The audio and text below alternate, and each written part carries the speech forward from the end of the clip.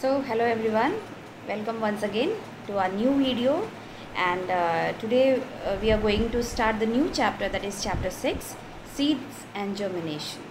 So before beginning the chapter, we'll have a look at the syllabus, that what all things we have to discuss in this chapter. Okay, so here we go.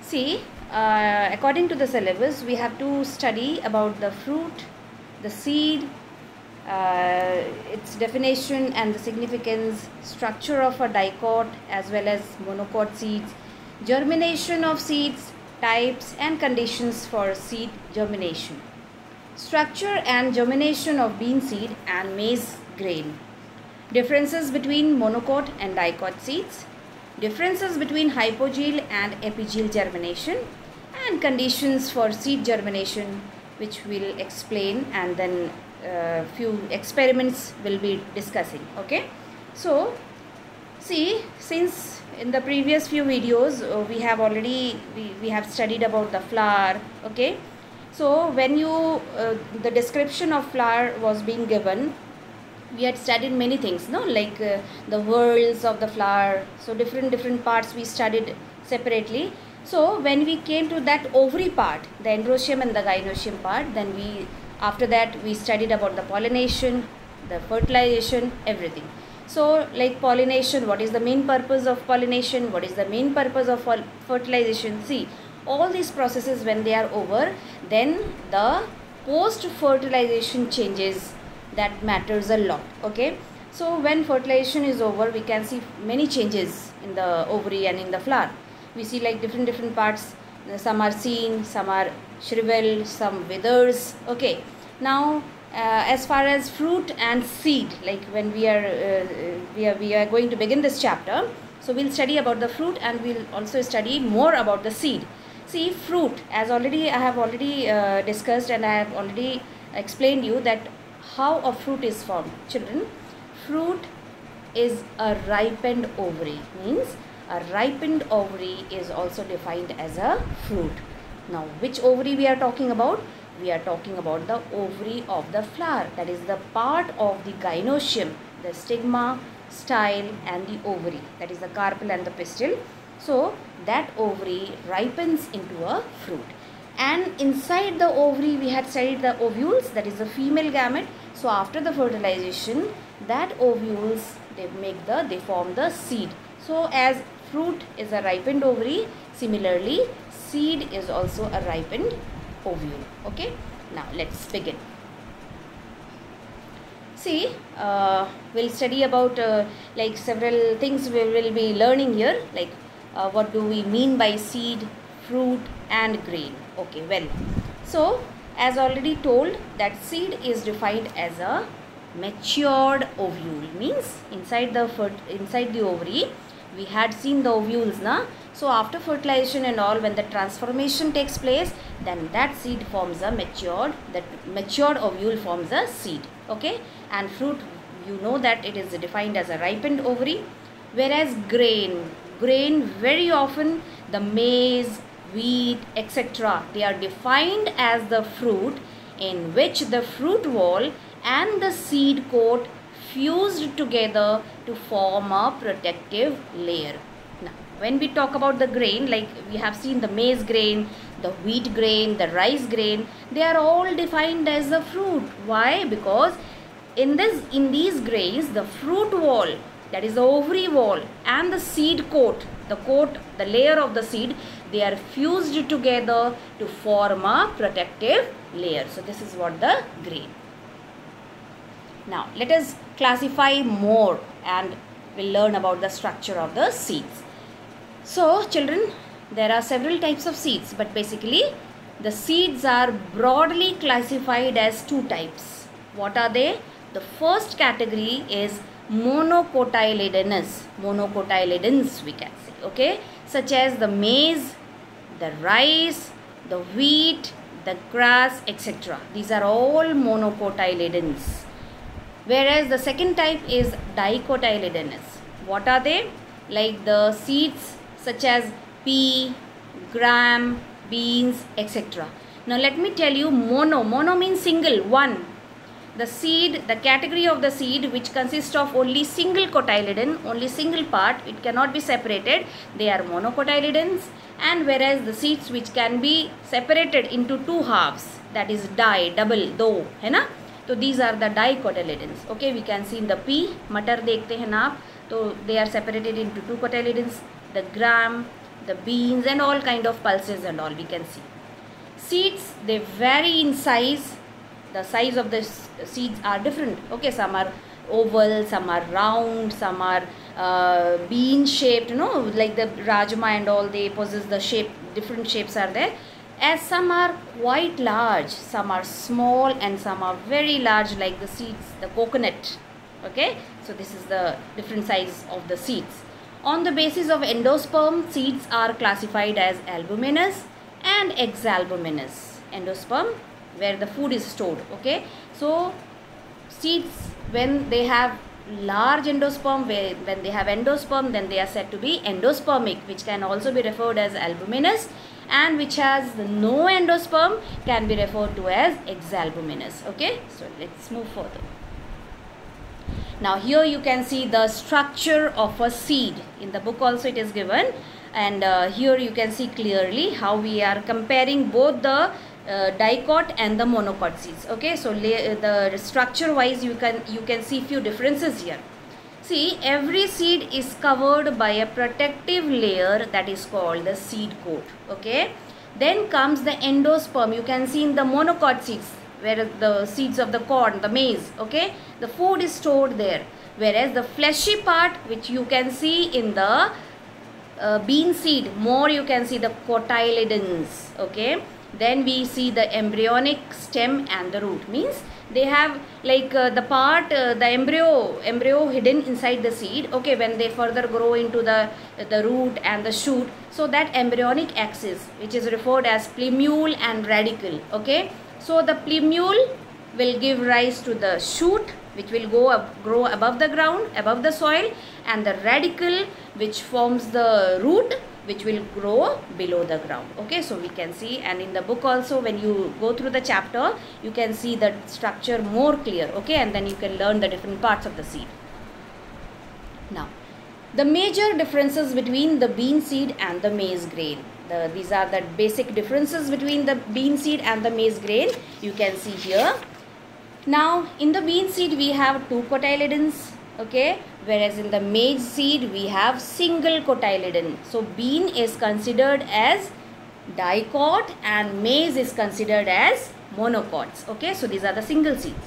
Then in the bean seed we don't have endosperm as such, whereas in maize seed we have large endosperm present.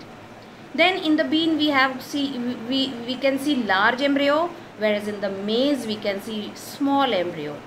In the bean we can find plumule leaves, they are folded, whereas in the maize the plumule leaves are rolled, folded, मुड़ा हुआ और roll ऐसे लिपटा हुआ है ना.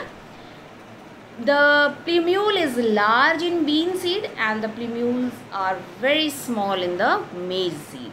The hilum and the micropyle. Now let me tell you about the hilum. Hilum is the mark, the scar which shows the attachment of the seed with the parent plant. Like in bee we can see, you know, very often in that pea seeds. Okay, so we can, when we take out the seeds from the pod, we see that a white scar is left behind. Okay, so that is the hilum. Okay, which shows the attachment of that particular pod with the parent plant.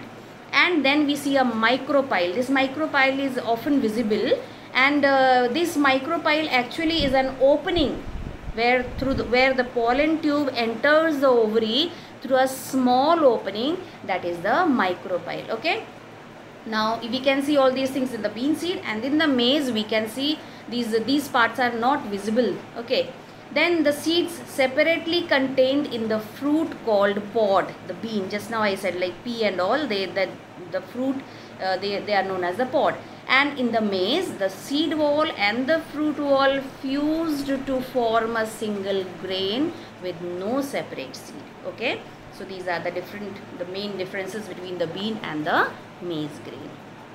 Now, children, see, like to grow, to give rise to a new plant. So the seed has to germinate. Okay, so since the embryo is hidden in the seed, it is in dormant stage, so the seeds need to be germinated. Okay, so germination takes place and the conditions necessary for germination we'll discuss.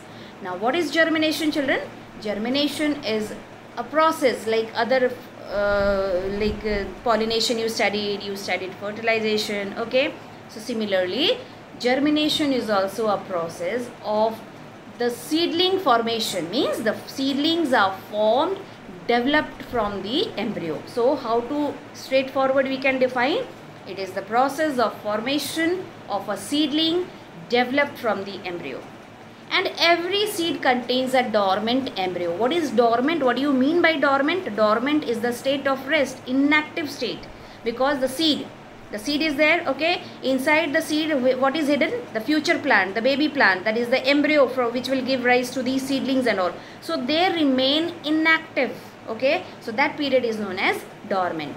And a fresh seed normally does not germinate even if the conditions for germination are favorable. It must pass through a period of dormancy during which it undergoes physiological maturation. There are many transformations. So a fresh seed will never germinate. Okay, it has to go through all these dormancy period and all, then only it will show the germination, proper germination. Now what are the conditions necessary for germination? What all factors are required? Okay, so we can see, like in short we can say that water, suitable temperature and air, these are necessary for germination. So how to prove? We can prove by this 3 bean seed experiment. This is a very common experiment by which we can clearly we can view and we can state that yes, these are the factors which are required. Now we can see that the seed germination depends upon these internal and external conditions. Okay, now the most important external factors include right temperature. The temperature should neither be high, should neither be, nor it should be low. Okay, the right temperature, water, oxygen or air, and sometimes light or even darkness is required. So various plants, they require different variables for successful seed germination. Now what you can see here, the experiment which has been displayed on the screen, the 3 bean seed experiment, we have seen that we have fixed 3 different categories, 3 seeds at a particular distance on a glass slide, and we have submerged in water. Take a glass of the beaker filled with more than half with water, and the slide on which the seeds are placed, we submerge it. Okay, and then we see that the first seed which is in directly contact with the water, which is under the water. Okay, then the second seed we can see more or less it is partially below submerged in water, neither properly nor fully. Okay, so this is how the condition of the seed is shown here, and one seed you can see it is far away from both water and other things. Okay, so the first seed is facing only the air, it is not getting any other factor.